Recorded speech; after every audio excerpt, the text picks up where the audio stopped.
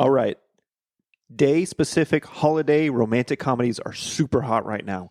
I need you to start pitching me holiday-specific rom-coms immediately. What do you got? Groundhog's Day. Bill Murray movie. Friday the 13th. Hockey mask killer movie. Independence Day. Alien invasion movie. New Year's Eve. Gary Marshall did it. New Year's Day. Too confusing. Thanksgiving. Horror movie. Halloween. A bunch of horror movies. Mother's Day. Bank robbery gone wrong movie. Father's Day. Billy Crystal and Robin Williams already did it. Labor Day. Ex-convict falls in love movie. Okay. Hear me out. And this might sound weird. And it doesn't happen very often. Leap year. Leap year only comes around once every 4 years. It's genius. You just slayed the cat. I don't think I did.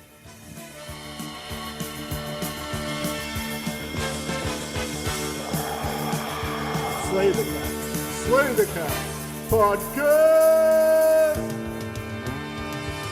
Slay the cat is speaking truth. Slay the cat is proof. Here must talk your favorite film. Slay the cat is juiced. Slay the cat podcast.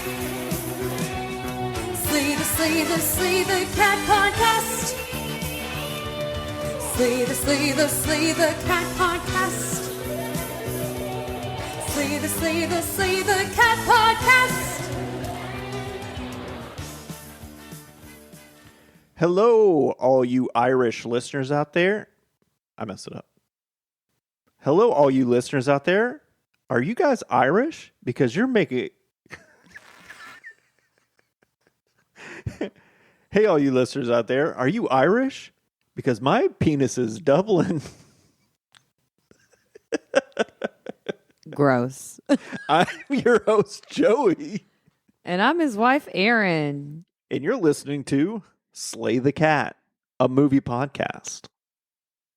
Do we usually say that together? No. Okay. That was our old podcast. I know. You haven't seen it. I know. So anyway, I stumbled through that intro, and I'm not even sure if I did it right. But it was supposed to be that really bad Irish pickup line. Yeah. Yeah. Okay. I know what you're talking about. I think I should have said the size of my penis is Dublin. Are you Irish? Because the size of my penis is Dublin. I think they get your penis is Dublin. Well, I don't know. It just sounds better that way, I think. Or you just say, I'm Dublin. I'm Dublin. Well, I think I looked it up, and the real pickup line is my heartbeat is Dublin. Really? Yeah, because I saw you and it made my heart beat faster. Aww. But I wanted to make it gross. So but I thought it was penis. gross. I thought it was about penises. No, I think they both exist, but because I've always heard it like, "Are you Irish? Because I'm Dublin."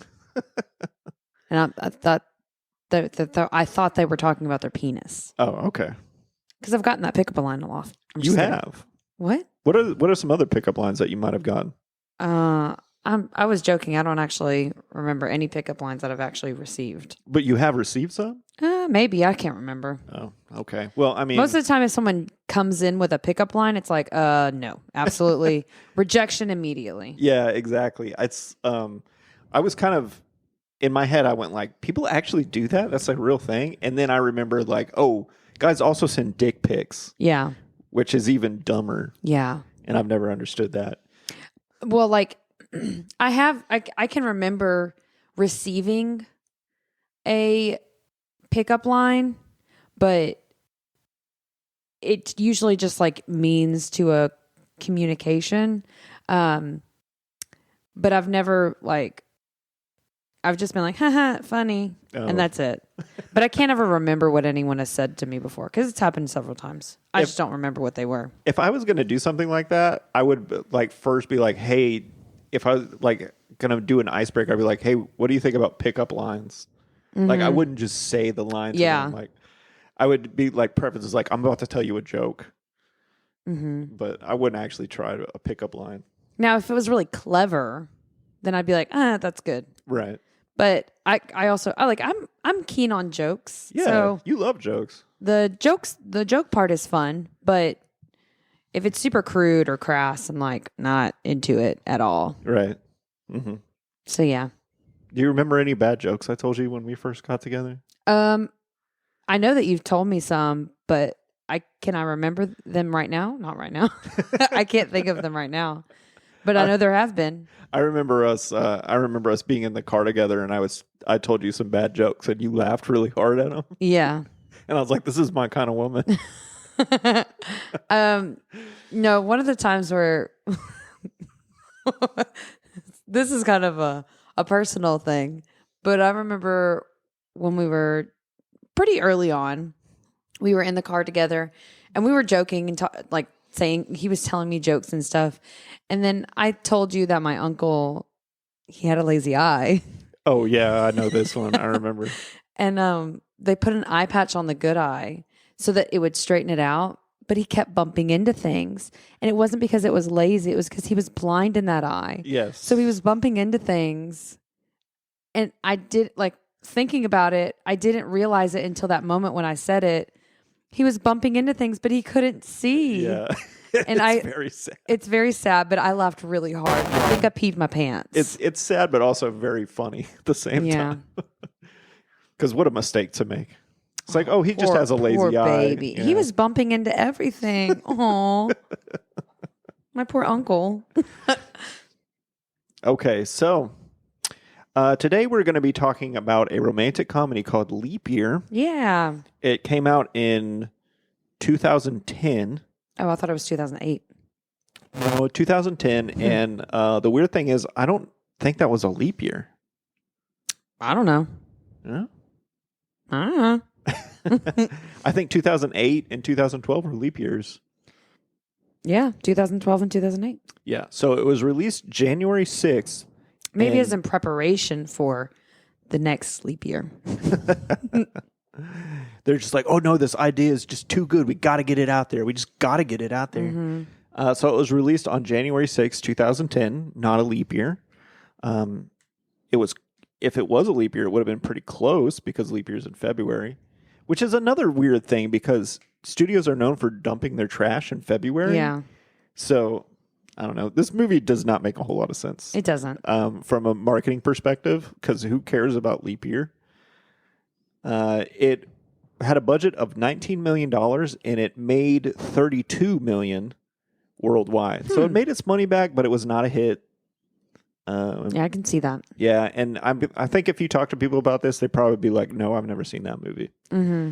But we watched it, and we're going to be talking about it shortly. Yeah, I actually watched it before you. I think I watched it when it came out. Yeah, okay. So give me your background with this movie. I watched it one time when I was a teenager in high school. And I liked it when I was a teenager because it was a romantic comedy. And in the last episode, if you listened, I talked about how I've always liked romantic comedies. And so I liked it as a teenager, but watching it again, I was like, ooh, yikes. But I mean, I appreciate it for what it is, but good it is not. Yeah, well, we'll get into that at the end. Before we start talking about this movie, I want to mention that I finally I took our daughter, to see the Mean Girls musical that just came out. I haven't seen it yet, which is funny because I'm the musical theater person. Yeah, but I wouldn't have gone to see it if our daughter hadn't wanted to go see it. And it's late in the run of this movie, so I figured the theater would probably be pretty empty, and I could probably just sit there on my phone the whole time. Yeah, and I wasn't able to go, so. Yeah. But it turns out a lot of people were there, so I didn't want to pull my phone out and disturb them, so I actually sat there and watched the movie. And I gotta say, I liked it better than the original. Really? I thought that the screws were tightened a lot better on it. The original one, I think Tina Fey hadn't written a lot of movies at the time. Mm-hmm. I think that was one of her first ones. Yeah, that and Baby Mama. Yeah. I think those were her two first movies. And she did Mean Girls before Baby Mama. Oh, she did? I'm pretty sure. Yeah, you're right. That did come out. But anyway, so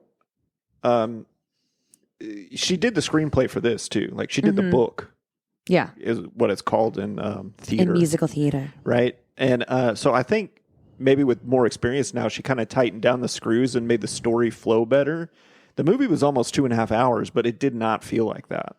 And I didn't think the music was super memorable, but it was good. I did enjoy the music. But if you're like, hey, would you rather watch the original Mean Girls or the musical one? I'd be like, I'd rather watch the musical one, which made me think, Aaron, what are some adaptations? You know, they usually say like the original is almost always better than the cover in music. Yeah.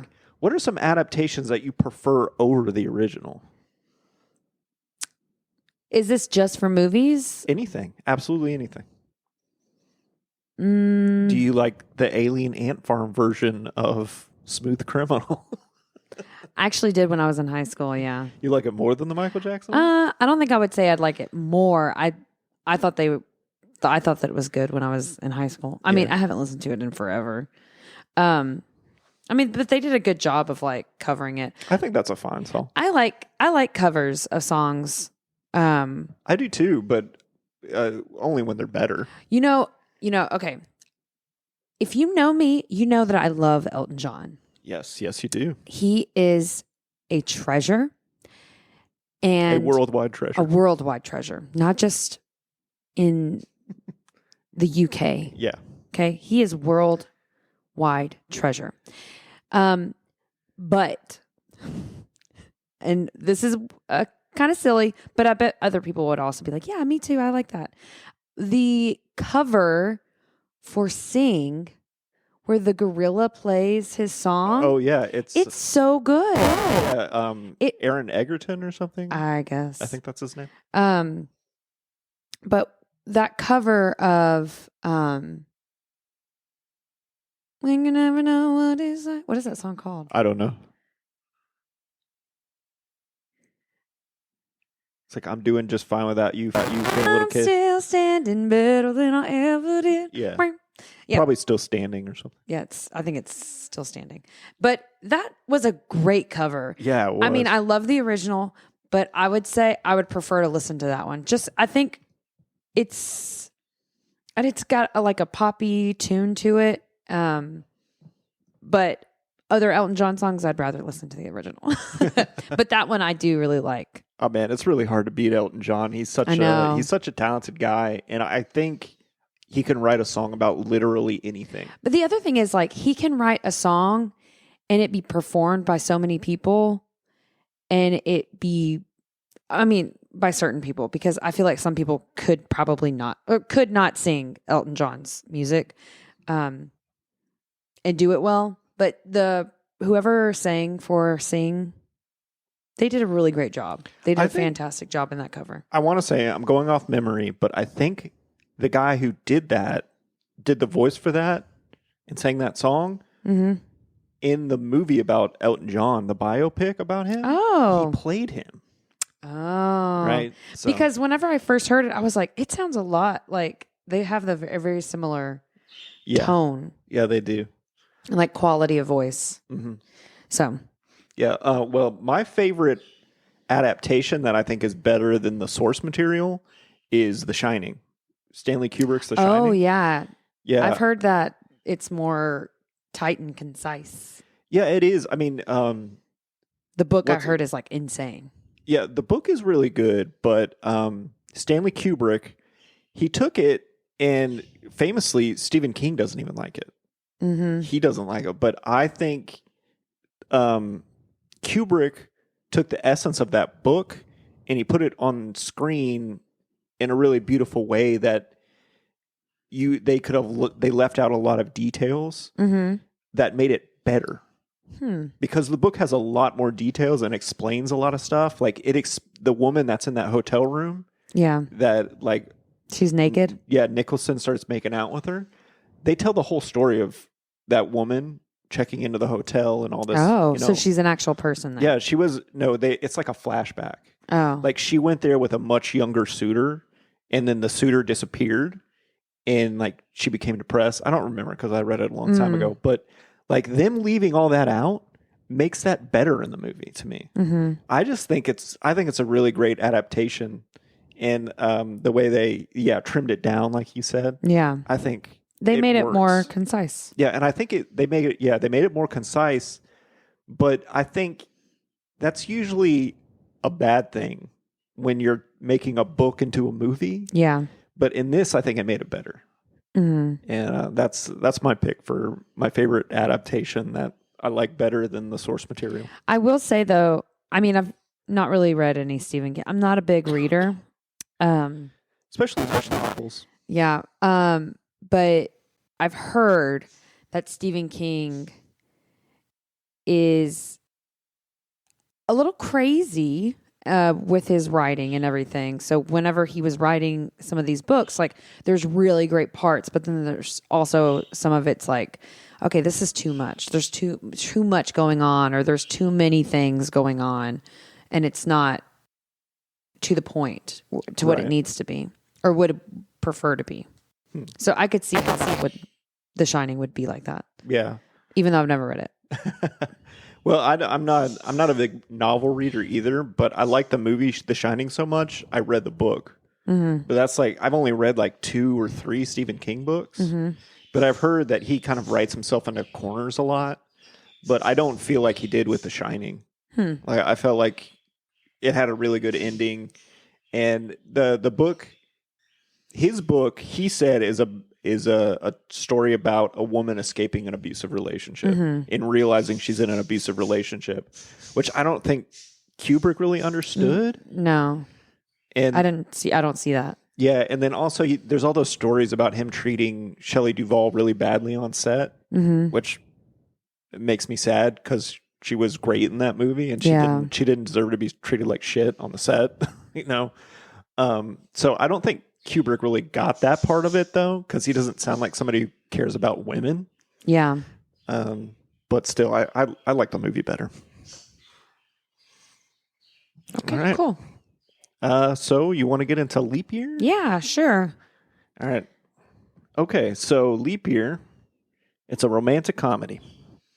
And it starts in Boston, and we meet Amy Adams, who's playing a Anna. woman named Anne. Do you like it in movies when the actor's name is really close to the character's name? I don't know if I would say I like it, but I noticed it. I was like, Amy is very similar to Anna. You don't think it kind of takes me out of the movie? Yeah. I couldn't stop thinking about that. But anyway, she plays a real estate person. She's not a real estate agent. She's a stager for real estate. So she dresses up a space with furniture, art, and things like that, so that people will come in and be like, oh, I want to buy that space. Yes. Because if it's empty, it's hard to see what the potential is. But when you stage it, you're like, oh, I can see what I could do with this place. Yeah. What do you prefer when you go to see a house? Because we've looked at houses. We bought a house. Do you prefer it staged or unstaged? I like minimal staging. Minimal staging. Minimal staging. So I don't want the whole place fully staged, but like having some like staple furniture pieces in a house is helpful for you to kind of see the vision of like how things could be laid out in the home. The house that we bought didn't have any furniture in it. And so whenever we were like, oh, well, this could be this place and this could be this place, it was really open to what we wanted it to be. And originally I said like, I want the dining table, and we have this like big front room. And I was like, I want the dining table there. So when we have parties and family over, it's just like we can extend our table and just have a bunch of family around it. And, but we have a formal dining area next to our kitchen. And I said, I don't want the dining table in the bigger room because I don't want people coming over here. Yep. And so I mean, we've had our dining table in our dining room for the past 3 years since we've lived here. Yeah, the whole time. Well, for a while we didn't have a dining table. True. So, but then when we finally got the dining table, like it was put in the dining room and it stayed there, except when we had parties and it was too big. Like when we expanded it, it doesn't fit in our dining room. So we moved it into the bigger room because they're right next to each other and there's like a huge opening to put it into. And so when we'd have parties, it's over there. And then just recently, like the past week, I stole our furniture for a show that we didn't ever end up getting to do, unfortunately. Yeah. But when we got our furniture back, Joey put the dining table in the big room. And I was like, oh. Just to see how it looked. That looks great. I love it. And he's like, yeah, I like it too. And he like moved our desk into our dining room. And I love this layout. Yeah, so at first we had a formal living room, and we had our computer in there, this big ass desktop, and a filing cabinet and some other stuff in there. And when she brought back the dining room table, I'm like, let's just switch them around just to see how they look. Because I had some free time, and I was like, I can just move it right back if I don't like it. And I moved it around, and I made our office and where the dining room is, and I put the dining table where our living room was, and I liked it better. Yeah. Because we can make the table bigger, and we still have space to walk around it. And whenever our tables was the smallest it could be, I mean, not the smallest because it could be really small. It's very compactable, but also it gets huge. Yeah. So I really liked that aspect of our table. But when it was in the space, when we had it for four chairs, it took up the entire space, and you had barely any room to move around the table. So with it set up in here, you can have 6 people at the table and still have plenty of room to walk around. Yeah. Yeah, I think the whole house flows better with it like that. And then all this ugly like work stuff we have is now in the corner of the dining room, where when people walk in the front door, they don't see it. Yeah. So it's better. The only thing that sucks is we still have a chandelier but in the middle of this office. So we just have to replace the chandelier, and it's perfect. Yeah. I like it a lot. So we got off on all I asked you is, do you like a staged house? Well, what I was getting at was, if it would have been staged like that, I think you could have envisioned it like that more so, with it being a dining room. Yeah. Instead of just being like a formal living room. Because it is a formal living room, but it's our space is kind of interesting. Like there's like holes in our walls into the other living room. So it's interesting. The way you say like holes, it sounds like somebody just punched a hole in the wall. There are cutouts, purposeful framed cutouts.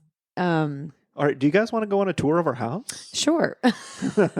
Anyways, so you like staged houses? I like minimal staging, like having like a dining table and a couch, knowing where the TV could go, having those basic things, and then in each room, having one bed, just so that you know, like, oh, like this fits a queen size bed well, this fits a double bed well, this fits a single bed well. So that you can see like, oh, like this is the kind of space I would have if I put this size bed in there. Okay. Because I'm the opposite. I like it completely unstaged. I like to see it completely raw. Raw dog. Without a condom on. Oh. I like to be, what's a good word? I like to be inspired by the rawness of the house. I don't know. Just trying to make it sound even grosser, but I couldn't. But yeah, I just like, I'm good at visualizing stuff. So I just like to see it bare, and I like to see how big the space is. I like to walk in the middle of the space and be like, okay, this is the distance from one wall to the other. If there's all the stuff in the way, you can't really see it. Yeah. So that's why I say like minimal things. Yeah, I get the minimal thing, but I don't need anything. Minimal's fine. What I really, really hate is when you go see someone's house that they're still living in. Oh, and yeah, you have that's to see creepy. All their gross shit everywhere. Yeah, I hate that. Yeah, just let you know, if you want to sell your house, move out of it first. Yeah.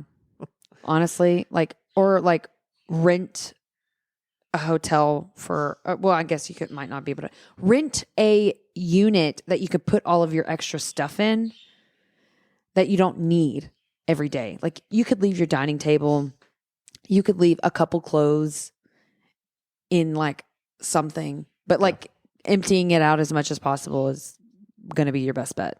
All right. Well, thank you for tuning into HGTV. Now listen to a few messages from some of our sponsors. So yeah, I like a minimal staging, but I'm also fine with empty. Right. Because when we went to empty houses, I was like, oh, I can imagine. Because I imagined the dining table in there. The only reason I wanted to try the dining room as the dining room first. Yeah. I was totally fine with moving it later on. No, he wasn't. I'm kidding. Okay. Anyways, so she's a stager for real estate. And she's very good at her job. I like this. I like in movies where the main character is a woman, they set up that they're actually good at something. Mm-hmm. I don't feel like you used to see that in older movies. They would like either be a ditz or just like, I want to be married and have babies. Yeah. So I appreciate that Amy Adams was good at her job. Yeah. She still wanted to be married, but she also was her own person. Yes, exactly. They developed the character well, and we find out that she's dating Adam Scott, and they are trying to move into this apartment that's really hard to get called the Davenport. Ooh, the Davenport. So what do you think of when you hear the word Davenport? It sounds like some highfalutin condominium. Yeah. Because to me, it sounds like a couch. Oh, okay. Because there used to be a couch from Sears called the Davenport. Okay, I didn't know that. So I didn't like that name. Bad choice. And then they show her talking to a real estate agent, and she's literally telling that real estate agent how to do his job. She's like, here, bake these cookies. Well, and he said that they've had 3 open houses and no bites. And so he was like, I really needed you to come in to stage it so people could visualize the place. And then she says, put these cookies in the oven 2 hours before you open. yeah, so she's literally telling him how to do his job. And she's right. I'm just saying, like, she's competent. She's in the her job. stager. That was her job. I know. But I'm just pointing out that she's good enough at her job that she can be like, hey, real estate agent guy. Like, Yeah. This is how you get offers and stuff. Because Yeah, maybe he's new. maybe, I doubt it. So then she talks to her friend, like she's getting a dress made, and she's talking to her friend who is the woman from It's Always Sunny in Philadelphia. You know her name? Nope. I forget her name. But she's the friend, and she's like, I just saw your boyfriend. I just saw your boyfriend, Jeremy. He was coming out of some store. Yeah, and he's like, the only reason that anybody would go inside that store is to get an engagement ring. Yeah. And she said, you're going to have a better engagement ring than me. And it just shows that, like, icky friendship. I didn't like it. Yeah, well, she's not in the movie that much. I thought she was going to be in the movie more. No. Because you know how they always have the crazy friend to juxtapose the main character? Yeah. I thought that's who she was going to be. They definitely didn't do that. I thought they were going to do more. Like, trying to remember back on this, I didn't remember this character at all. And I forgot that she was trying to get engaged to someone else. Like, the whole movie was all mixed up in my brain from what I remembered. Yeah. But she wants to get engaged to her boyfriend, and they've been together for 4 years. 4 whole years. Without him popping the question. Yeah. And so she goes and sees her dad. She hasn't seen him in a long time. So they go to this bar to meet up, and he goes, This is John Lithgow, by the way. Like, you may know him from like Third Rock from the Sun or something like that. Okay. But he's a famous actor. He's been in a ton of stuff. I've seen him before. Yeah, he's been in tons of stuff. And I was like, oh, John Lithgow's in this movie? And then he's in that one scene. It was just a cameo. I was really disappointed. Mm-hmm. So he tells her, or when she comes in, some guy was like, he tries to propose to her or something. And it's just some drunk Yeah. Bostonian. He's like, will you marry me? And she's like, no, I'm actually going to be engaged. And her dad walks in when he hears that, and he's like, oh, she's engaged? I thought I was going to have to tell you to go meet your boyfriend in Dublin so that you could propose to him on leap year like your grandma did. Yeah. Which is, I guess, some Irish superstition. Yeah, so John Lithgow, basically his job is to come in and deliver exposition, which is the whole plot of the movie, which is there's a tradition in Ireland that if you propose to somebody on leap year, they can't say no. Yeah. Right? Did I get that right? Yes. So the original leap year proposal is it's for St. Patrick, for women to take the reins on February 29th for every 4 years. Touched by her plea, Patrick declared that leap year offers ladies the chance to pop the question. Oh, so this is a real thing that Yeah. St. Patrick made up. So besides just chasing all the snakes out of Ireland, he said, "Hey, women, ask your men to marry you, but only once every 4 years." Is that what we're going with? Yeah, so it's about a woman, Saint Brigid, a fiery nun who petitioned St. Patrick for women to take the reins on February 29th. Oh, okay. So it was a woman who really came up. She wanted to allow women to be able to do that. I guess it was illegal. And you knew all this right off the top of your head because you're Catholic, right? Yeah. She's not reading this off of her MacBook Air at all, right? No, this is not on Google. It's not the first thing that pops up on Google. It's not on the website http:// www. Female plus engagement plus on plus leap plus year. So then Amy Adams is at a fancy restaurant with Adam Scott, and he's like telling her, you know, how much He loves her. he loves her and that she's good at her job and all this, and how she deserves this. And he gives her a little box, and she opens it, and it's Earrings. oh no. So we got her earrings instead of an actual ring. And she goes, "Oh, they're earrings for my ears." And then he was like, "Oh, we'll put them on." And I was like, "Ew, gross." Because ears are disgusting. What? Do not take your earrings off at the dinner table. Your ears are gross. Wash them.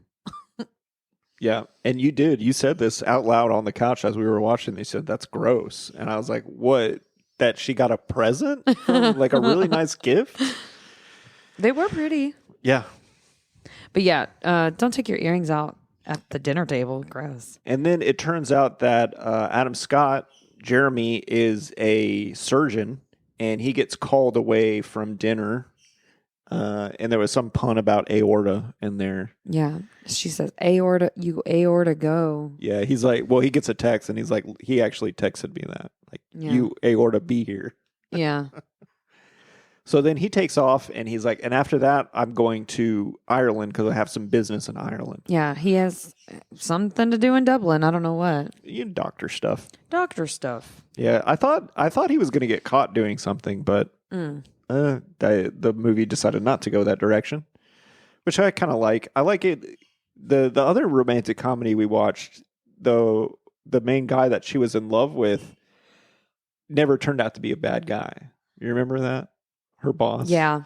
So I like that. And I like in this that like Adam Scott is never really a bad guy. He's just Not the right guy. Yeah, he's not the right guy. So then she's like, okay, fine. I'm going to Ireland right now, and I'm going to propose to him on leap year. She gets on a plane and she's flying there, Yeah, and she's sitting next to a priest on the plane. telling him all of her tales of this. Yeah, and she's like, I'm going to go propose to him. And then she's like, we've been together 4 years. I mean, that's a long time for that, right? Yeah. And then he falls asleep because she keeps talking about it. Yeah, which I like that. I like that whole part. And then all of a sudden there's a storm and then they have to land the plane, not in Dublin, but in Wales. Yeah. So she was dropped off in Wales and she's like, I need a plane. She can't find a plane. She can't find a boat. She goes to a boat place to ferry. They say the ferry's closed because of the storm.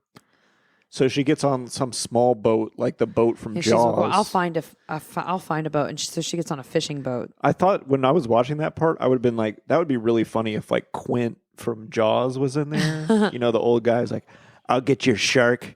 I'll get you the whole damn thing. And then she says, you're going to need a bigger boat.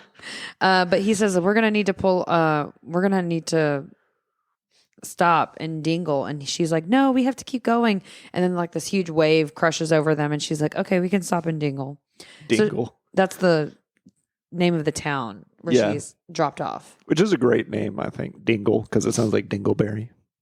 Yep. And then so she Yep. goes. Yeah. She, I don't even want to talk about this. I come right past it. so she gets off the boat and she's walking in the rain to this bar. And she's got a Louis Vuitton bag. She's in like $600 heels, dressed up, and she's walking into this bar full of these like drunk old guys. Yeah. And this one young man. And she's runs Amy the bar. Adams, so she looks good even when she's soaking wet. Hey. I'm not trying to make like a wet T-shirt joke here. No, I know. I'm But- saying, hey, don't like Amy Adams. I'm your wife. I'm just kidding though. I like you much better than her. Good. I don't even know her. Good. But she's like, when is the next bus coming through here? And they go 1987. And she's like, 1987. And he says, that's the last time a bus has ever gone through Dingle to Dublin. And then this other old man was like, no, that was when the bus stopped in 1989. Yeah. And so there brings up this relationship with these two to three all of the bar people, these older people that are just like, I say this, and then you're like, no, you're wrong. This is what it is. And there's that little comedic moment. Yeah. Yeah. And I like the guys in the bar. They were funny. Yeah. But it's also kind of an interesting way to write, like, oh, look, Dingle is very remote and far from Dublin, right? Mm-hmm. Without them just coming out and slapping you in the face with it, like saying, like, well, no buses run through here, and Dublin is 200 miles away or whatever. So it was a more interesting way of saying that. And then she's like, my phone's dead. So they point at the old school payphone. Yeah. And she goes to make a phone call on there for a taxi service. And the taxi service is like, no, we don't give rides to redheads or something like that. Yeah. To redheaded Americans. Yeah. And she's like, how did you know my hair was red? And the guy who was behind the bar, his name is Declan. Declan. Declan. Yeah. He pops up from behind the wall like, yep, the taxi service is also here. Yeah. And she's, oh, you're also the taxi service. Yeah. Of course. And then she goes, okay, well, do you have any, or he goes, I wouldn't drive you to Dublin for 500 euros. Yeah. Because he also says that he hates Dublin, and it's where like all the scum in the country live or something like that. Mm-hmm. Which there'll be more about that later. Yeah. But then one of the guys is like, "Cool, I'd sell my wife for 500." Yeah. What do they call them? Euros? Yeah, euro. That's it. And then one of them goes, I'd buy her for that much. And then she's like, "Okay, well, is there a hotel?" And then she's like, "Let me guess. This is also the hotel." And it is. Yes, and it is. So she goes upstairs, and he brings her upstairs to show her room, and she's like, I haven't eaten. I saw that there was a menu, and then she's like, it's closed, isn't it? And he's like, yeah, but I can make you a hash sandwich or a hang sandwich. Which we didn't know what that was. Yeah, a hang is ham, Irish butter, cheese, and crisp lettuce Sounds good to me. between slices of homemade bread. This is a real sandwich movie. It looked delicious. Yeah, I would totally eat one of those hang sandwiches. I would too. Yeah. Give me a hang sandwich any day. But this is a very sandwichy movie because he's eating another sandwich. Yeah. In the car. You remember the other sandwichy movie we did? No. Bad Santa. The old lady was like, yeah. I'll make you some sandwiches. I'll make you some sandwiches. Yeah, she was. So he goes downstairs and makes her a sandwich, and this whole time she's upstairs in her room trying to plug in her phone, and she pulls like stuff off the wall, everything's falling down. The curtains fall, then she knocks over like an armoire. I think that's what they're called. Yeah, and then she plugs in her phone, and it completely shuts down all of the electricity in the whole town. village. Yeah, the whole village. Yeah. And then he comes up there to bring her the sandwich. And he's like, what did you do? She was like, I was just charging my phone. And he says something about her being a woman, Yeah. which, ugh. Anyways. So this is typical of romantic comedies. You have the meet cute, and then they're combative. Their relationship is combative from the start, right? These are the ABCs to romantic comedies. Yeah. So if you don't have it, don't even try to write a romantic comedy.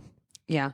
So she then wakes up in the morning and she's gotten out of the shower and she's eavesdropping over the window, and she hears that he's going to be foreclosed on by this weekend. He has to make a certain amount of money. Well, I don't know if it's necessarily that she hears it, but we hear it through her window. I don't remember this part. Yeah.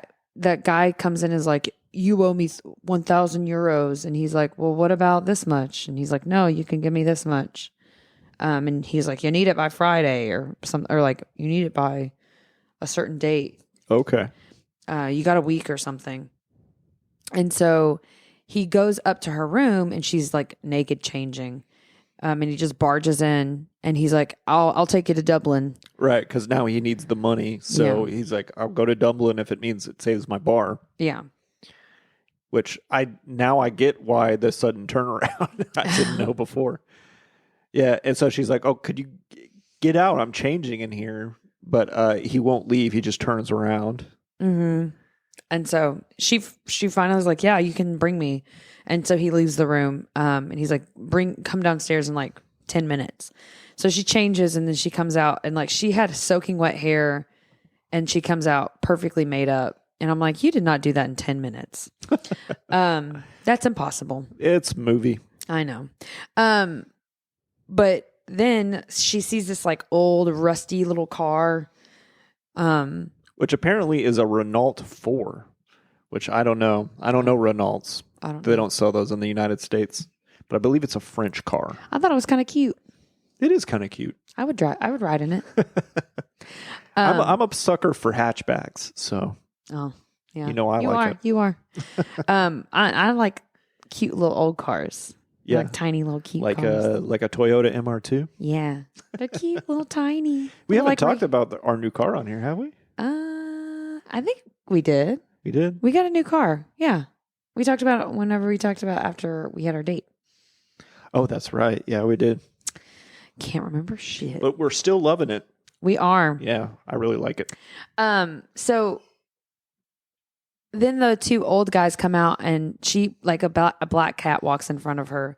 And one of the old guys goes, well, you can't start your trip now because, and this is something else that had been happening in the bar the night before. He was like, you can't start a trip on a Saturday. That's bad luck. Yeah. As soon as she gets to Ireland, everybody's like, well, you can't do this because that's bad luck, or you can't do that because it's bad luck. Yeah. Everything's about luck, which the luck of the Irish. Yeah. So, this is a big part of like Gaelic culture, I believe, where it's like, oh, you can't start a journey on a Sunday. It's bad luck to start one, but it's good luck to end one.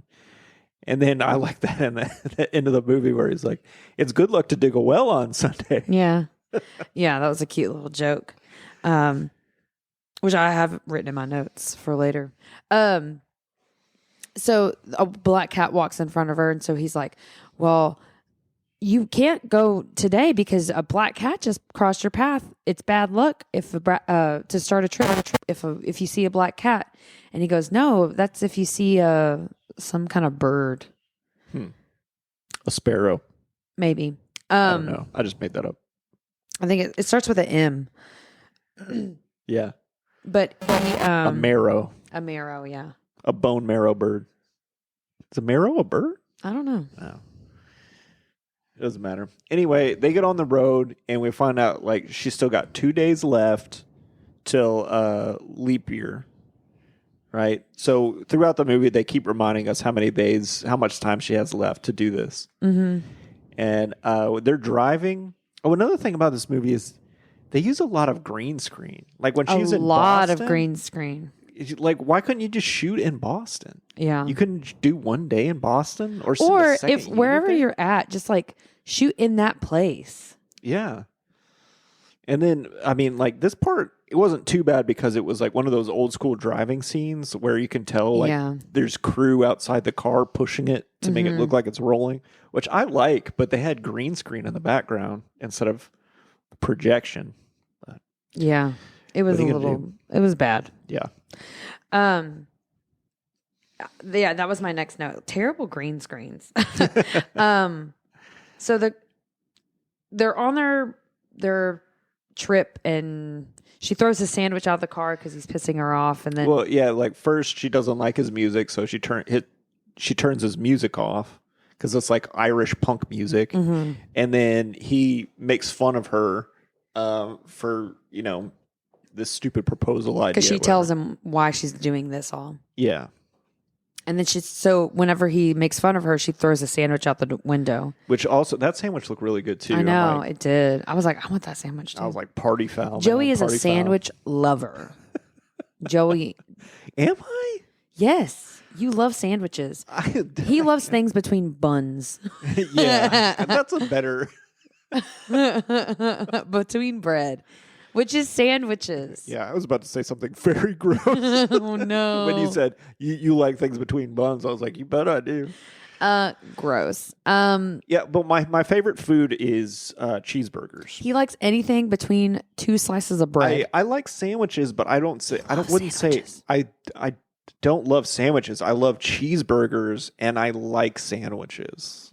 I will eat a sandwich. I don't. If we go to a restaurant and there are burgers, there is a high likelihood that he will choose some type of sandwich or burger. No, there's a high likelihood I'll choose a burger, but not a sandwich. You'll also choose a sandwich, though. I mean, sometimes I will get a sandwich if I go to Subway because that's the thing that they have at Subway. No, it's Do you like how even many, like I don't come home and we like went make to a pub sandwiches all day. recently. We went to a pub recently, and like they had other foods, and then they had sandwiches, and you picked a sandwich. Okay, but my sandwich is really good. He likes sandwiches. I do like sandwiches, but I don't love sandwiches.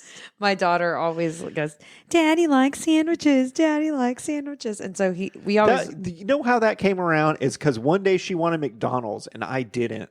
So I was a good dad and I said, I'll take you to McDonald's, but we got to run by Subway and let me get a sandwich too. Okay. I was trying to make a healthier choice that day. And then Joliet's like, the whole time we were going to Subway, Daddy likes sandwiches. He does though. Oh my God. This whole time we've talked about sandwiches. And you're like, oh, I like that. I want to eat that sandwich. Granted, I have too. I like sandwiches too. Yes, exactly. But I like sandwiches just as much as anybody else. It's burgers. Burgers are the thing that are like, that is that is one of the heads of my Mount Food more. Is I would say burgers. that you like sandwiches more than I do. Maybe a little bit more. Okay. We'll take it, I guess. So she throws his sandwich out, and then he The starts delicious playing his sandwich. music again. Told you. And he turns his music on really loud again, and so she ejects it, and she's like, "You want this?" And she throws it out the window, and he's like, "Nobody touches my music." And he stops the car on a hill. This is important. It's on a hill, and it is an old car. Yes. I'm guessing. But yeah, they retrieve the tape, and then there's some cows in the middle of the road. But I'm guessing that the car is manual. Yeah, it could be. And the parking brake probably failed. Yeah. Whatever. It's an old car. That's what makes it make sense. If it was a brand new car and the parking brake automatically failed, they would have been like, well, that doesn't make a whole lot of sense. Yeah. But since it's such an old beat up car, you're like, oh, okay. But they're trying to get some cows out of the way, and he's just like, this is kind of when you start to figure out what his real personality is, and that he's not just an asshole, but he's just kind of a laid back guy. Mm-hmm. And he's like, she's like, what are you doing? And he's like, I'm waiting for the cows to move. Yeah. Because he knows there's not really much he Yeah, can do cows about are very stubborn. They don't want to move. If they're in the way, they're going to be in the way. They don't want they're unless you got a cattle prod. That's literally why people shock them. Okay, well, I'm going to have to take your word for this because I didn't grow up in the middle of nowhere in Texas. Well, yeah, I did. Unfortunately. Can they, I heard that the cattle prods, Mm-hmm. it would shock the hell out of someone like us, but Yeah. the cows barely feel it. Is that true? I don't know because I'm not a cow. Well, Miss knows everything about how stubborn cows are. and I grew don't up in know the middle of everything about nowhere. cows. I just know that they are stubborn. So whenever he's like, "Well, I gotta wait for them to move," yep, that's justified because cows are stubborn. And even if you tried to drive your car into the cows would not move. Well, sounds like you're an expert on cows. See how this feels when it's the other way around? When you keep telling somebody that they love sandwiches, Mm-hmm. and I keep calling you a cow expert? Okay, call me a cow expert. I'm not giving you what you want. Okay. So they don't have I have cattle never prod. owned a cow. I will let you know. Okay. And neither has my family. Anywho. Okay. So there's Amy Adams is trying to shoo the cows away to make room for the car to pass by, and she steps in some cow dung. That's what it's called, right? Cow expert? Cow dung? I guess. I heard them called cow patties before. Cow patties? Cow pies? Yeah. Okay. And she's not wearing shit kickers, which is what I think rural area Shit kickers. boots. Oh. Isn't that what they call them in Kirbyville, where you're from? Aaron? I don't think so. They think they just call them boots. And she Now you just look stupid. We're having way too much fun. I know. There's not much to talk about with I this movie, so. So she somehow gets these cows to move out of the way by clapping at them, which that's not going to happen in real life. But it's a movie, so she claps them out of the way, and then she's walking back, and she's like, "Look what I did! I did this!" And then she steps in cow poop. Yeah, and she leans on the car to clean her shoe off, and the car rolls away. Yeah, down the hill and into some type of bog or something, A like bog a little or a creek or a spur. or something. But Not a river for sure. yeah. It's too low. So Too thin. Declan is obviously upset about this because his car is now in a creek. Crick. A crick. I got a car in my crick. I got a crick in my car. I got a crick in my car. I got a car in my crick. Okay, anyways. Cool Irish accent. That was not Irish. Man, I should have done the opening with an Irish accent. Oh, I've got a car in my crick. Oh, excuse me, are you Irish? Because my penis is doubling in size.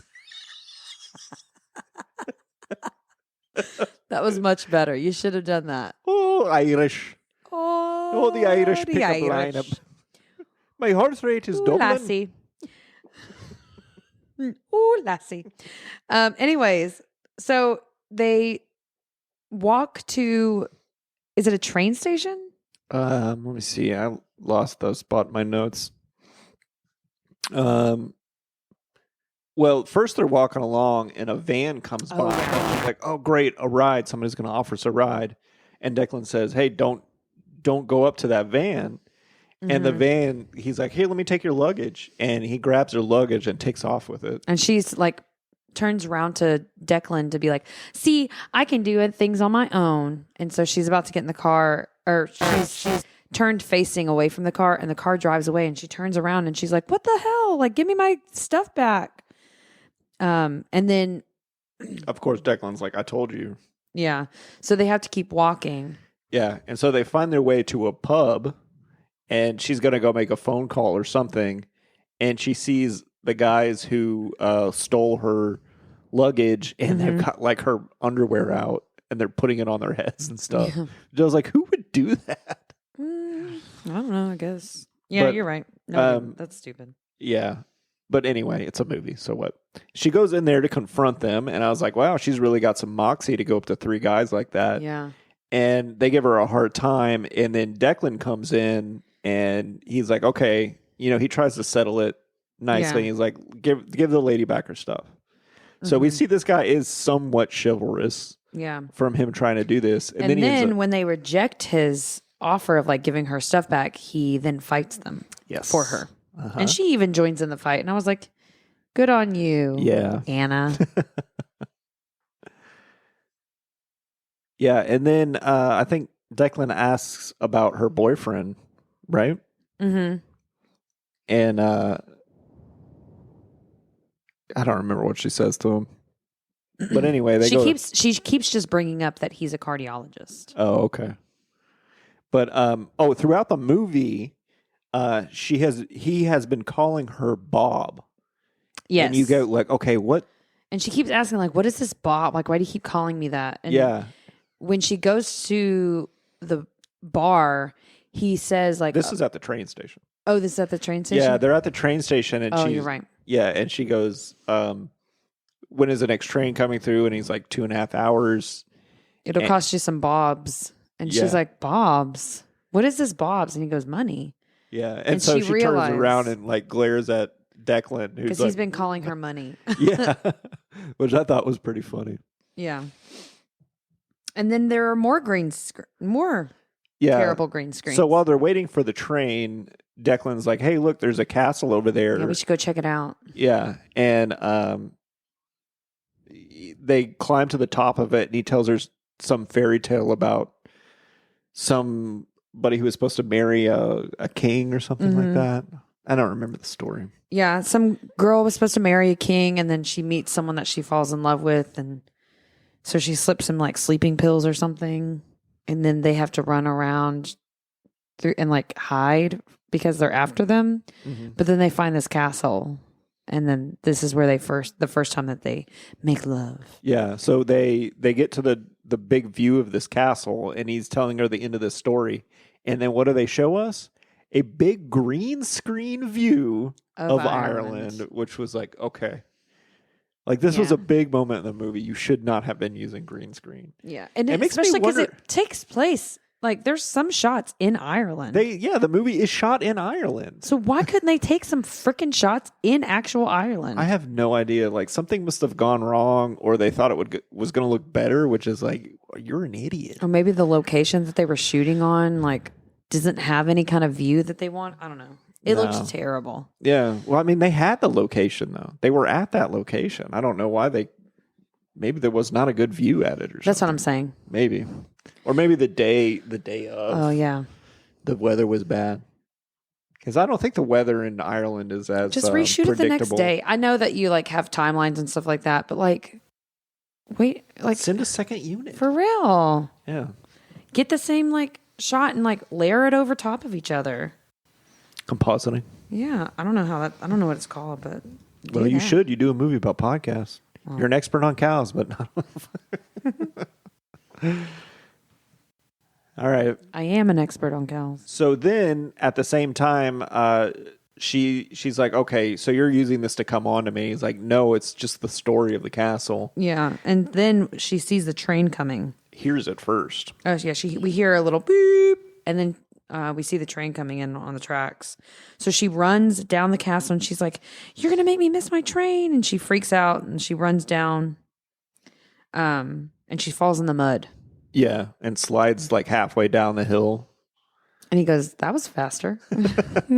Which I thought was funny. Yeah. And then they miss the train, but the guy who works at the train station is like, "Don't worry, we'll have a little bread and breakfast. A bed and breakfast, aka a B&B, that we can take you to." So they get to this bed and breakfast, and it's his bed and breakfast. Is it? Yeah, his wife. Oh, okay. Is the owner like that? She runs it. Well, the funny thing is, they go and they see this woman, and she's like, "Oh, you guys are just in time. A couple of backpackers came here for the last room." But they came out and said they were not married. Yeah, so to her, that's an offense against God. I don't know. Yeah. So she turned them away, and then you can see both of them be like, "Oh, well, now we have to pretend like we're married." Yeah. Or we're not going to get a room. Yeah, and so they're like, "Oh, what's your names?" Like, "Oh, they both say their own last names." Yeah.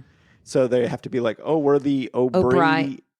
Brady. Yeah. Oh, is O'Brady Callahan? Yeah. Yeah, so you can see that they're starting. This is the point at where you're like, oh, they kind of like work well together. Yeah. And then like so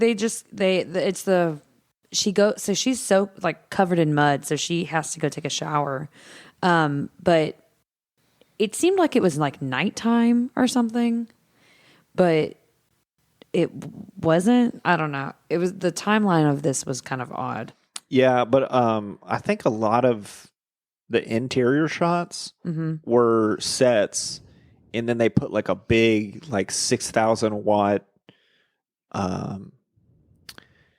light, like Fresnel type camera beaming through the Windows, and it didn't look good. It didn't look good to me.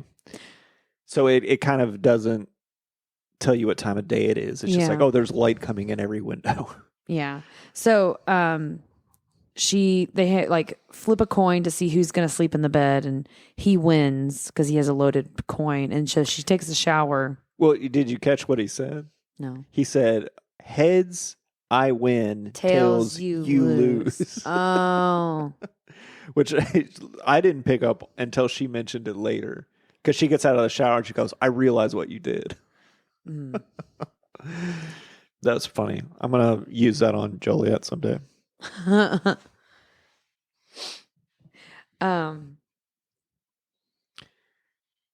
So that they fight over the bed, and I guess she wins it because she goes loser or liar forfeit. Liar's forfeit. Oh, right, yeah. So she gets the bed, and so because she just had a shower, and this she goes, well, you need to go take a shower because you stink. And he goes, well, I don't want to take a shower. The curtain's see-through. And she's like, what? No, it's not. And she's like, are you serious? Because he just saw her take a shower. I missed that. Yeah. That's pretty funny. That shower scene was weird. Yeah. And awkward. Her dancing was not good. Oh. It's like, you know that it's just a curtain. Like, especially knowing, like, if I was in a room with someone that I did not know and it was just a curtain blocking the bathroom and, like, the shower was right in front of it and someone was right outside the room, I'd be like, you need to leave the room so I can take a shower, please. I'd be fine with that if they just see a silhouette. Like, that's not a big deal. Or, like, one of those shower doors that's like, it's clear, but it's got that weird cover to it, so you can't really, it looks blurry. Mm-hmm. That doesn't bother me. It would bother me. Okay, that's fine. I don't want you to see the silhouette of my tits. Anyways. Maybe it's just because I was in the Army and I had to shower around people a lot. Probably. But anyway, she pimps him out. They say, like, dinner is going to be made soon. So Amy Adams was like, oh, Declan and she is goes, a really great cook. We should have trout or tripe. Tripe, yeah. Which is cow intestine. Right. And then she pimps him out and she's like, he's a cook.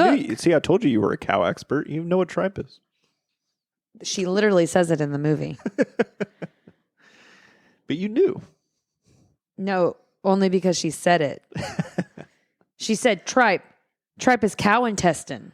But I'm saying you knew that before she said that No, because you're a cow expert. I didn't know that, actually. Okay. So anyway, they're proving him wrong again. They're in the garden picking carrots and stuff, getting ready for dinner. Mm-hmm. And then this is where they have their explanation of, like, well, why don't you just relax and go with the flow? And she's like, no, I can't, because I had a father who was like that. And, our house was foreclosed on Christmas Eve and my life was not easy. Yeah, it's because as you think it would have been. Her dad was always doing new business ventures that never worked out. I get that. Yeah, I get that too.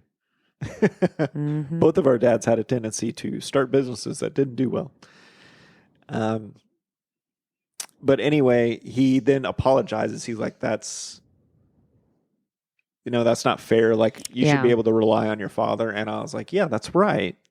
I'm so glad my child can rely on me. Mm-hmm. Made me feel good about myself as a dad. Because I have a steady job. Yeah. And I have a steady job too. Yeah, we both have steady jobs. So it's really nice. Believe it or not, we don't make any money doing this podcast. So it's not this. Yeah. We don't make any money doing this. Unfortunately. That would be cool though. Yeah. So anyways, they have this experience and then they go down and they start cooking together, and then they're all eating together, and they're like, "Oh, this is so good. This is delicious."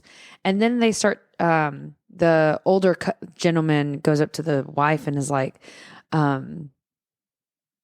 he kisses her or something like that. And then the Italian couple that's there, because they're also there for some reason. It's a bed and breakfast. Yeah. So if you've never stayed at one before, the whole point of it is like you're in there with multiple people, and at night you're supposed to come down and like hang out and like do activities with people and eat dinner with the other people and like mix with them, which I've only done once because my parents made us do it when we were kids. We stayed at a bed and breakfast near Dallas. I don't think I'd do it again because I don't like other people that much. I didn't know that. Yeah. Anyways. I'm joking. If you would want to do that sometime, I'd be down for it. I've always wanted to go to a bed and breakfast. All right, well, let's do it. Okay. Because I do like people, and I think it would be fun to like eat dinner. As long as we're not staying in the same room with them, I'm fine. Yeah. Anyways, so the Italian couple, he kisses his wife, and like because he poured like a cocktail or something. And he's like 44 years, and he kisses her like really big, cute little kiss, like this old couple little kiss. Yeah, it was endearing. Yeah. And then the Italian couple's like, you know how much a couple loves each other based off of how they kiss. And he said like you should kiss each other like it's your first and last time. yeah, which I thought was kind of cute. That is cute, but then they start to kiss each other. And they are making out. It was way too long and it got really awkward. And then everyone kind of was like, that's enough. It was so funny to me because you had this first couple that was really cute.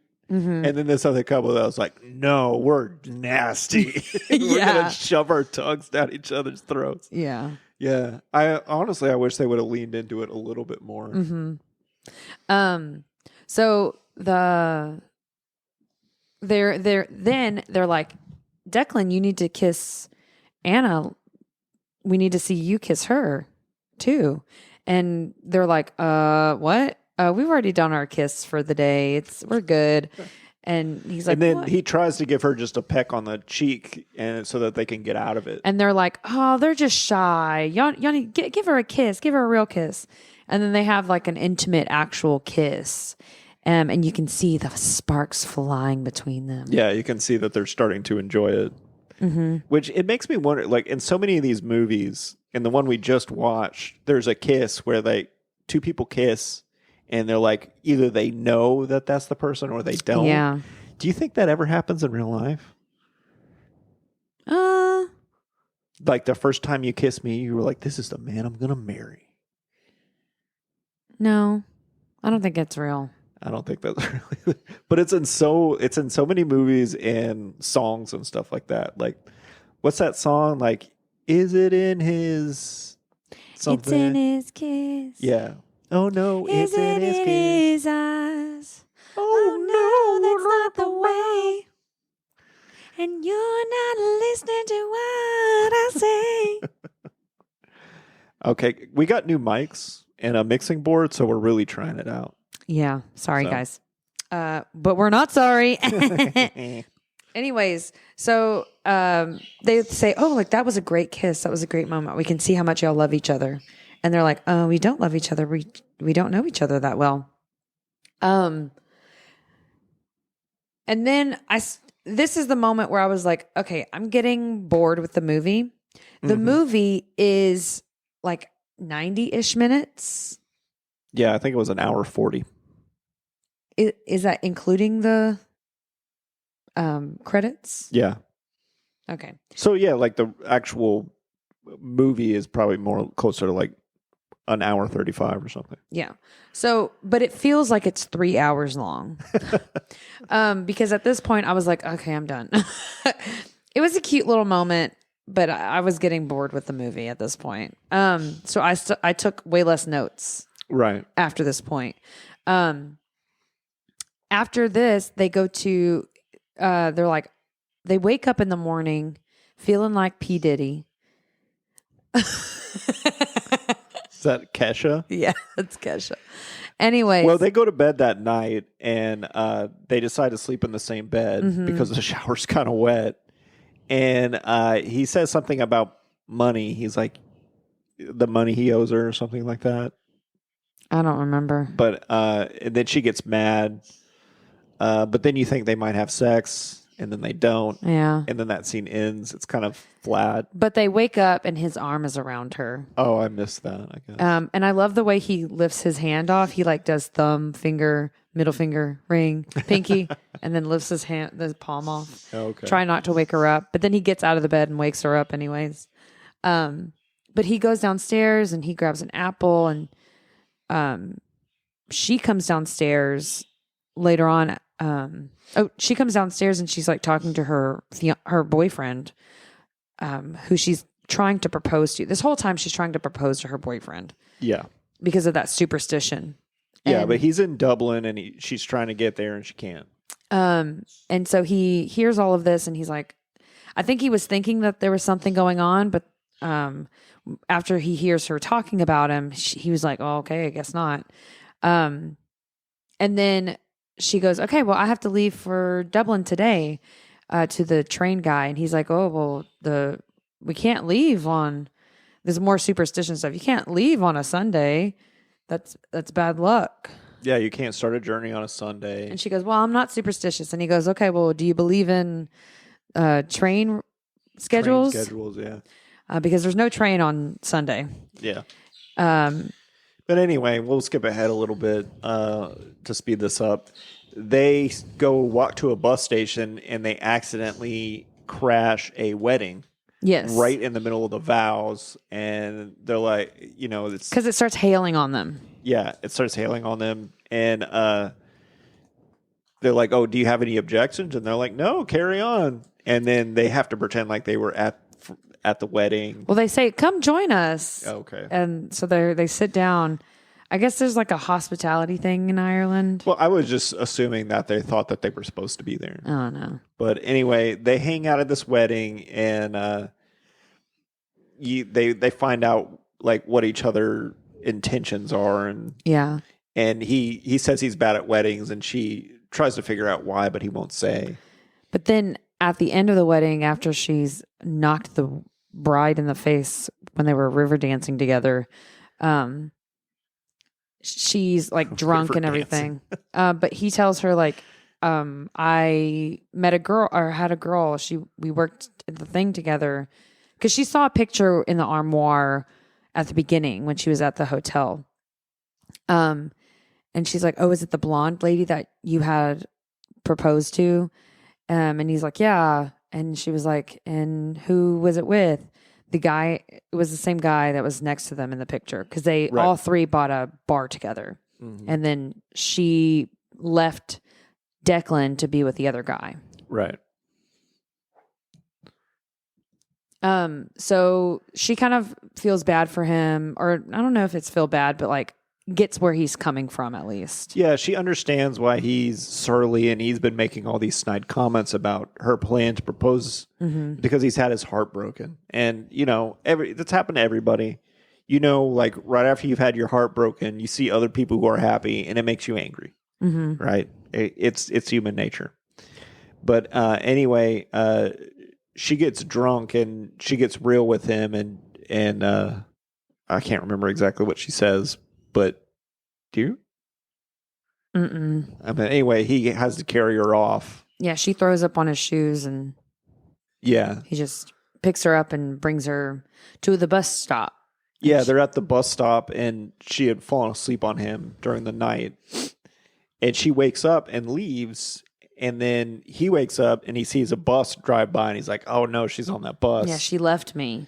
Yeah. But then she comes out of the store, comes out of a cafe with some coffees.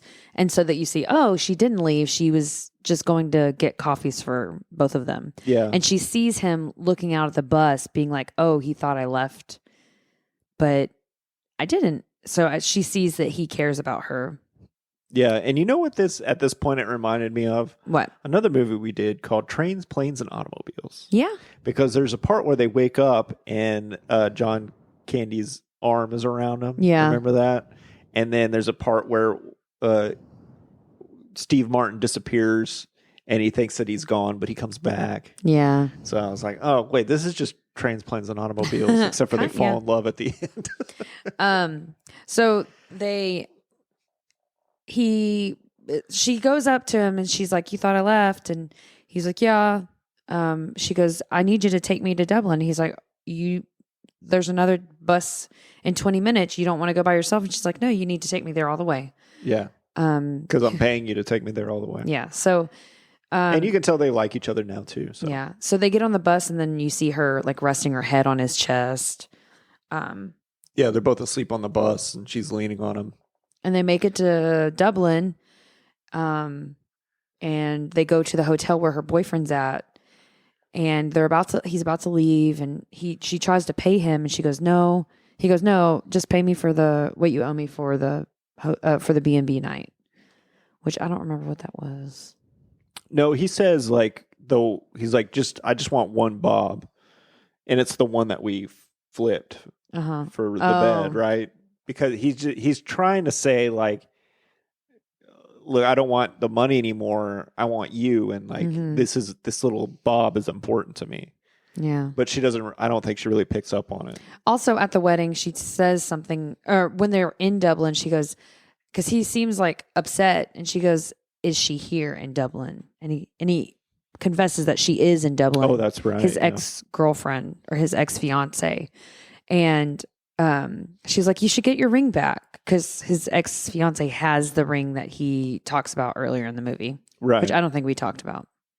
Because there's this thing. Oh, yeah, there's a running thing in it that this is important to the movie, is he asks her at one point, it's like, if your house is burning down, what would you grab?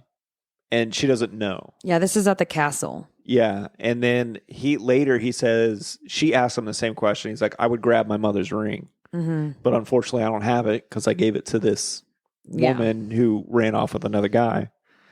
And then... so when they're in Dublin, she goes, you should get it back. Yeah. And then also that'll come in later in the movie. We'll talk about it.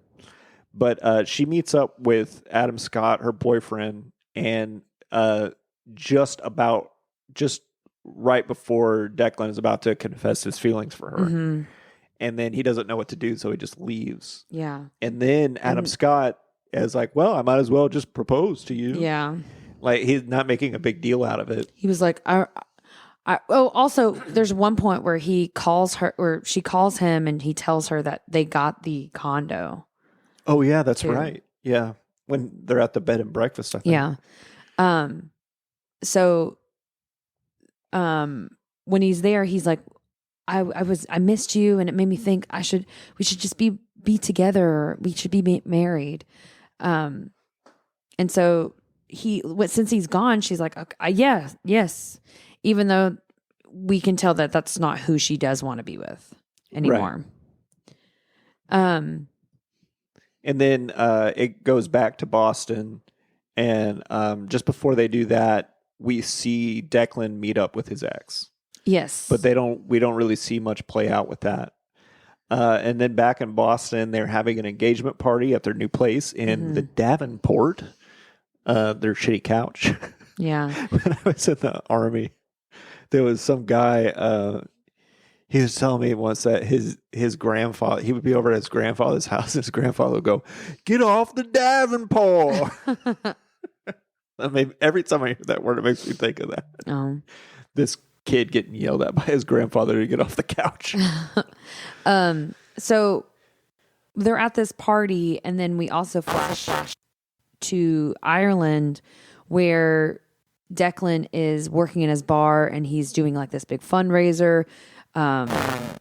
People are trying to like help him make enough money to pay for the bar. Right. Or pay his debt.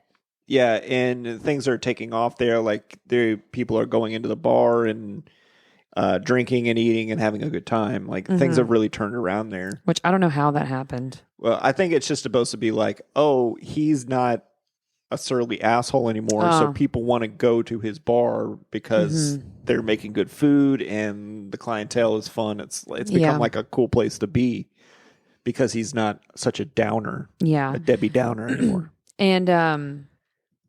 And when we're at the the engagement party in Boston, it's revealed to Amy, that the reason that he proposed was because they were suspicious about them not being married and the traditional. The apartment it's so hard to get this apartment that they called him and asked him like what their marital status was.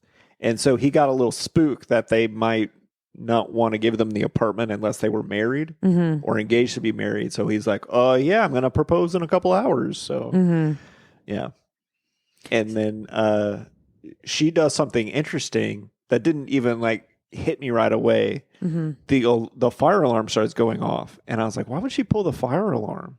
And then I remembered like, his thing, like she was trying to see what he would take. Yeah. And he doesn't know. Yeah. He grabs like a laptop and he's like, I need the remote for this to work. And he's like grabbing a bunch of random stuff. And so we see her like listening to him figure out what to grab. And then we cut to him again. And then he asks her a question. Then we cut back to the living room and she's not there anymore. So she's left. Right. And you realize like, he doesn't know what he wants. So that made her think about Declan. And she knows what she wants. Yeah. And now she knows what she wants, which, that's a better way to put it. Because previously she didn't know what she wanted. Yeah. So, Aaron, I got to ask you, what would you grab if our house was on fire? And it can't be like a person because I'm going to shoo you guys out first. For sure. Yeah. As long as Joliet and I are out of the house. Okay. I would. You thought I was setting you up. It's hard because like I would want to take my grandma's dining table, but that's so big and heavy. But like that's like one of the only things I have left from her. Yeah, I know. I get that one. You know what I would take? What? This. Oh, yeah. That's so smart. It's a hard drive that has like so much of our stuff on it. It has our wedding video and our wedding pictures on it. Yeah. That's sweet. Is it? I thought you were going to say like my grandpa's chair. No, I don't care about all that stuff. I want to remember our wedding. Yeah. All this other stuff is replaceable. I have it on Facebook. I have the pictures on Facebook. I don't have the video. So that's even better. Okay. So I didn't maybe know we our should video put all was on that that. stuff online. That way, if our house is on fire, I don't have to run back in here to get it. Maybe. And you can grab something else. Well, I'm really glad we did this movie. All right. So she goes back to Boston. Not Boston. Ireland. Ireland. That's my Irish accent. And it's funny. I like the way that you know that she's back there because she sends the chicken back to the kitchen and she's like, they're saying this is dry. And he's like, no, it's not. This chicken is delicious. So he goes out there to confront the person and he's like, which one of you bollocks? Yeah. Says Said my chicken is dry. And then she was like, I did. And then she kind of confesses. She's like, I'm proposing that we don't make plans together. We just be together and that's it. And we which I kind of feel like is us. Like we don't make plans. We just do things sometimes. Well, yeah. I mean, this part made me think about, I'll get sappy for a moment. Aww. When we were getting married and we read our vows, the last thing I said was, I want to improvise the rest of my life with you. Yeah. And it's true. And that's what we've been doing ever since. I know. Yeah. So it did make me think about that. But that's not the same as not having a plan. Yeah. You know, you could when you're improvising, you can have a plan. You can go into a scene with a plan, but you might have to throw it out. Yeah. So that's what's you have different. to adjust. You have to improvise. Yeah. Which I mean, it has been our entire life. Our entire lives, our relationships together, Joey and mine, our relationship has just been improvised thoroughly. Like you even asked me during this movie, like something about, aren't you glad I didn't take 4 years to propose to you. And I was like, you never proposed to me. We just somehow got married. Yeah. I don't know how it happened. Like, it wasn't. It's one of the weird confoundments of our relationship that we Yeah. just went from dating to having a baby to getting married without ever even talking about it. Yeah. It It's just so happened. strange. Yeah. It was just laid out how we needed it to be laid out. Yeah. We improvised it. We literally Yeah. did. We didn't plan it out. We just like made eye contact with each other and we're like, this is happening? Yeah. This is what's happening. Yeah. So yeah. If you don't do improv, eye contact is a big part of it. Mm-hmm. So yeah. So she proposes that they don't make plans, and then he walks out of the room. And so she says, okay, I guess that's an Irish no. And so she walks off and she's standing over some cliffs over the water. It's so pretty. These shots. These are when real I first, shots, finally. When I first watched this movie, I was like, I want to go to Ireland to see that specific area. And she's like looking out at the water, and he walks up to her and he goes, why did you leave? And she goes, because you said no. And he goes, I didn't say anything. And she goes, but you left and I had to get something, he said. she said, well, this probably wasn't the best time to go get something. And he says, I think it was. And then he shows her his mom's ring, the one that has the hands holding the heart with the, Yeah. is it a burning heart? I don't know. I Something didn't like look. that. But anyway, this Heart is with thorns. I like maybe? this part of the movie because it shows like they've met each other halfway. In a lot of these romantic comedies, it's like one person changes. Oh, jeez. Sorry about that. My alarm went off. But there's usually one person that changes and there's one person that stays the same. Mm-hmm. In this one, both of them met each other halfway. She's like, Yeah. I'm going to stop planning everything out in my life to a T because I'm not really getting what I need, just what I want. Mm-hmm. And he's like, I'm going to be more assertive and go after the things that I want. Yeah. So he says, before he like proposes to her or anything, he says, I reject your proposal because I want to make plans with you. And then he proposes to her and she says yes.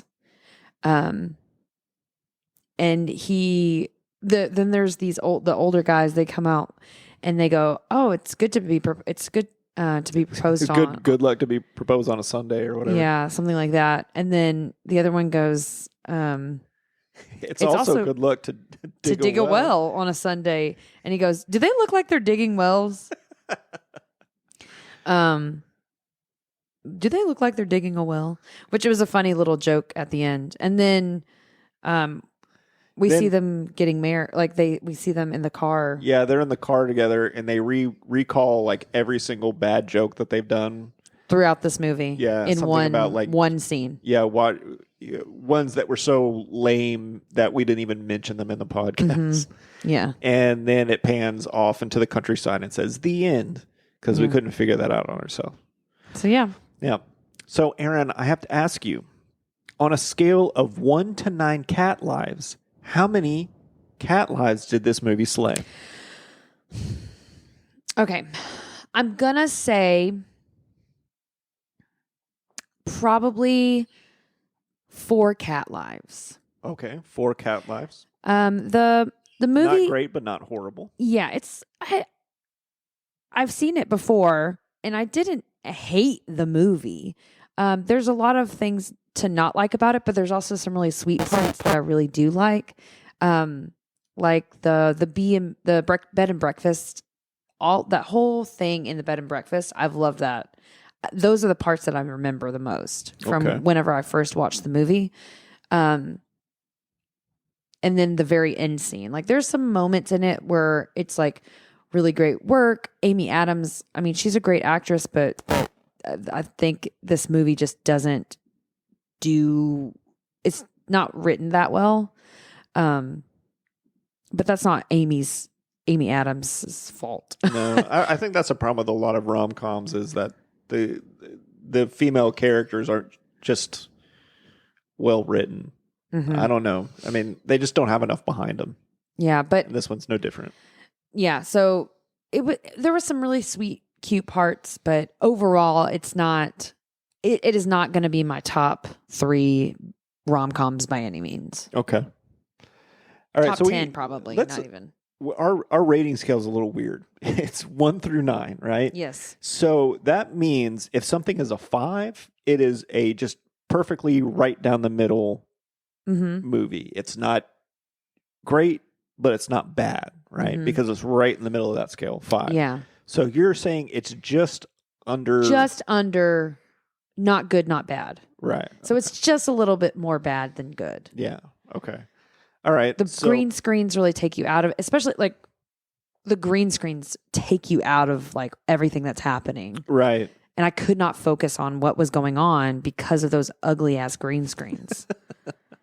Yeah. I'm going to give this movie a 5 cat lives out of 9 because I think for a romantic comedy, it's just like right down the middle, like a run of the mill. There's 1,000 of these.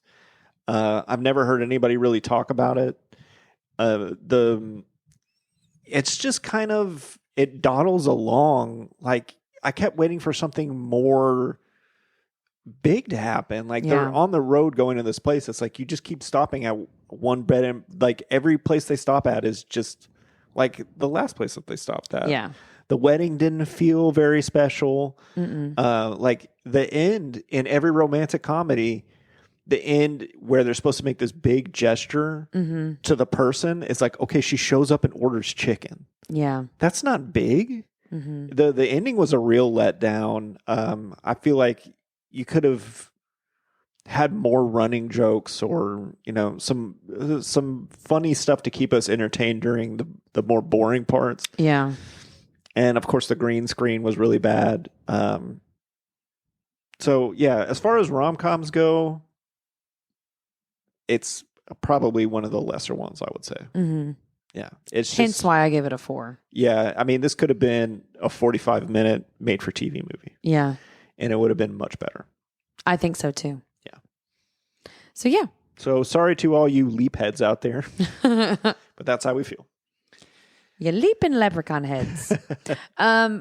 So for our last little end segment, we're gonna play a little game of real or fake. Real or fake? Real Okay. or fake. Aaron made up this game. She didn't tell me what it is, how we play it, or anything about it. So this is all being dropped on me right now. Okay. So. And whenever I say real, I need you to do air quotes, okay? Because it's real or fake. Because it's superstitions. Okay. So these are superstitions. Are these real superstitions? Okay. Or are they fake superstitions? Like they're made up superstitions that no one thinks that are real. I love superstitions. I do too. I think they're so interesting. Yeah. I used to play baseball, and baseball is the most superstitious sport, at least in the U.S. Theater is super superstitious. Yeah, it is. So it's interesting. Like something that we've been doing this year is we've been taking our theater ghost along with us to clinics. Oh my God. So we have this like lantern with like little tokens and trifles that we've put inside of it to like appease her, because she's been real angry this year. Wow. But she's not happy about the HISD takeover. I don't think so. Or maybe it's our principal. I don't know. But we've been taking it with us. And so we have a lot of superstitions, but I don't believe in them. I just think they're fun to like play along with. Yeah. I'm totally with you. Oh, also, the military has a lot of superstitions too. Oh, really? Yeah. Like, I think the Marines probably have the most, but I remember there was this one, like, don't eat the Skittles in your MRE. Oh, Yeah, why? It's bad luck. Well, in the military, they say bad juju, which is... But they're Skittles. I know, but they say don't eat them. Do they suck? No. Have you ever eaten them? Yeah, I ate them every single time because I don't care about superstitions. But in the military, they say bad juju. Yeah. Yeah, and they're, like, people will be like, oh, if you sign life insurance, you'll get killed or something like that. So, people are weird.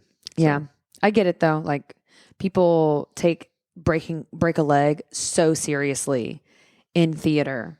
And if you say good luck to someone, they will get so mad at you. People, like even students will go up to other students when we have contests and say, "Hey, good luck." And our students will be like, "Oh my gosh, they cursed us. Like they said good luck instead of break a leg or good show." And so like our kids are very superstitious. So these are superstitions. I have 10 of them. Some of them are real, quote unquote, and some of them are fake. And it is my job to suss out which one those are. Yes. Okay. The first one is accidentally putting your shirt on inside out is good luck. Is that real or fake? I'm going to say that's fake. I've never heard that one. It is, quote unquote, real. I don't know why it is, but that's great research, Aaron. Well, I had it up, but I closed it. I guess I should have put something else, like a little blurb underneath it. Anyways, some of these I know why, like their little things are. Okay. Opening an umbrella indoors means your fire sprinkler will set off soon. Real or fake? I don't know the part about the sprinkler, but I know opening your umbrella inside is known as bad. So I'm going to say it's real.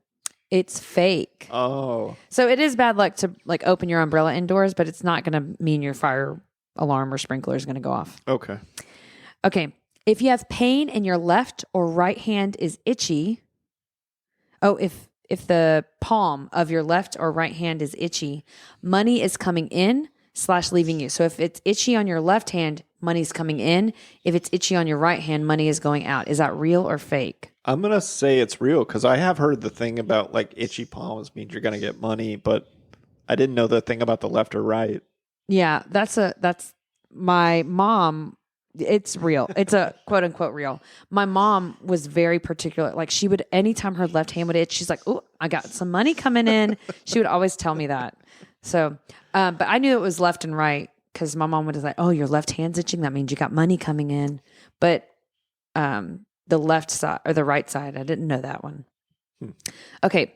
Having a bird poop on you is good luck. Real or fake? Man, I know like having a ladybug land on you is supposed to be good luck, but I know bird poop. Mm-hmm. Man, I've been pooped on by a lot of birds and I'm pretty unlucky. So I'm going to say that's fake. It's real. It's quote unquote real. Quote unquote real.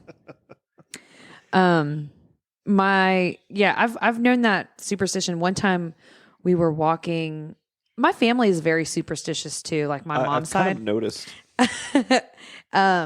But one time we were walking in Galveston along the the boardwalk, I guess it's called. No, the Strand. The wall thing. It's called the Strand, right? Sure. Anyways, the seawall. The seawall. That's what it was. And my cousin had a drink, like it was like some type of like slushy thing, and we were walking, and a bird pooped on the side of it and on her.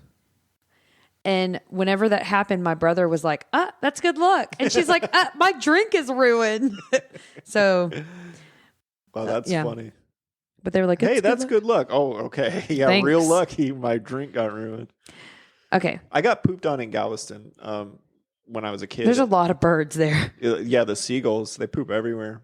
But I remember it was like a fake SeaWorld that used to be in Galveston. And we went to it and I got pooped on by a seagull. Ready? If you rub two black cats together, they will go back in time. Real or fake? That's definitely got to be fake. It's definitely fake. Two black cats. I thought that was so funny. I have heard if you take two cats, when you introduce one, if you rub them together, they'll like each other more. I can't imagine like trying to rub cats together. I've seen a video of someone doing it, and everyone's comments underneath were like, "It's trauma bonding." Okay, next one. Bad luck to set out on a Sunday. So bad luck to start a journey on a Sunday. Is that real or fake? Well, we just saw it in this movie, so I'm going to say it's real. It's fake. Oh, really? This is not real. It's actually good luck to start a trip on a Sunday. Oh, wow. That's what the real superstition is. If you fart in your mattress, you will sleep better at night. Like You were fart gonna say into if you it. fart in your mouth. I thought you were going to say that. If you fart into your mattress, If you fart you'll into sleep your better I'm going to at say night. that's fake. That sounds so ridiculous. That's fake. I made it up. Okay. I'm going to Okay. start telling people that. It's a pretty good one. Yeah. Because you're like, oh, I don't know. What I originally wrote was if you fart in your mattress, it'll make you sleep warmer at night. But I was like, because I thought anyways. Dolphins alongside a ship is a bad omen, real or fake? Dolphins along the ship is a bad omen. I'm going to say that dolphins by your ship is a good thing. I feel like. So I'm going to say that's false. You're right. Okay. It is a good omen Okay. to have dolphins and other sea critters along your ship. But to see them I was about to say flying, but see them swimming along your ship with your vessel. Okay. When you pass a graveyard, taking a deep breath is good luck. Real or fake? Breathing all those dead people farts. I'm going to say yeah. I'm going to say that's a real superstition. It's fake. Oh. It's fake. You're supposed to hold your breath because you don't want to Oh, breathe okay. in all of the bad spirits. Okay, I thought I heard something like that, but Yeah. It's also like a sign of the spirits will be upset with you because they can see you breathing. okay. And so they'll haunt you. Or like they'll possess you if you breathe them in. Anyways. Okay, last one. Itchy feet is a sign of a trip coming up. Itchy feet. Well, we did the money with the itchy palms thing, so I'm going to say this is not true. It is real. Oh my God. This is a quote unquote real one. So it says that if your feet are itching, it means that your feet are anticipating the trip that you're going to take. Okay. Yeah. Those All are right. some goofy little superstitions. And you learned a little bit about our beliefs on superstitions. Yeah. So yeah. Okay. Cool. Cool. All right. Well, that's going to do it for this episode of Slay the Cat, a movie podcast. If you want to write in and tell us to do a movie or tell us how wrong we were about something, it's joeyanderinpod at gmail.com. All spelled out. ERIN. Yeah, ERIN. It's all spelled out. No ampersand or whatever the hell that thing's called. Yep, that's right. So write us about anything. Just tell us how your day's going. We don't care. Any mail is good mail. Yeah. So that's going to do it for us. Don't forget to slay and neuter your cats. We'll see you guys next time. Bye. Bye.